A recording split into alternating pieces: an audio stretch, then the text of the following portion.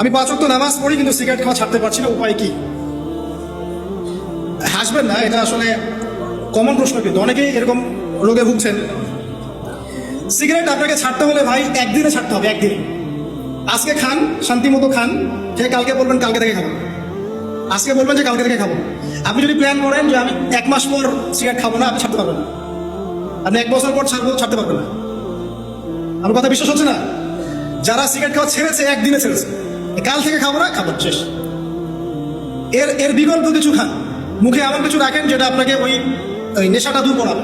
For example, আপনি কি জর্দা ছাড়া পান খান, জর্দা ছাড়া পান খান। যদি খেতেই চান কিছু, আপনি চকলেট খান অথবা কালিজিরা খান, কিছু একটা মুখে দেন যেটা দিয়ে আপনি আপনার ওই এটা পূরণ করবেন।